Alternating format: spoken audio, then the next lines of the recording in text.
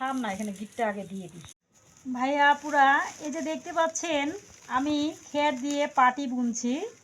তো এই পাটি হচ্ছে শুধু শীতকালের জন্য।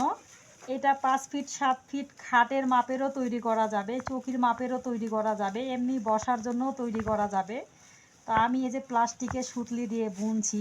কীভাবে বুনছি বোনাটা একটু দেখেন। এইটা পাটের সুতলি দিয়েও বোনা যাবে সুন্দর। তো আমি প্লাস্টিকের সুতলি দিয়ে বুনছি, বাসায় ছিল প্লাস্টিকের সুতলি। তো এইটা অনেক বড় পাটি হবে। আমি এই যে শুরুতে একটু দেখাচ্ছি আপনাদেরকে। এই যে বোনা শুরু করে দিয়েছি, এইভাবে বোনা হবে। এটা ফ্রেশ কারি লাগবে, নতুন কারি, ফ্রেশ কারি।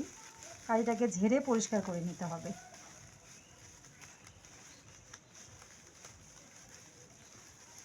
এই যে আমি বুনছি, আপনারা ফলো করেন। আমি একটু এখন চুপ করে থাকলাম, মুখটা ব্যথা হয়ে গেছে কথা বলতে বলতে।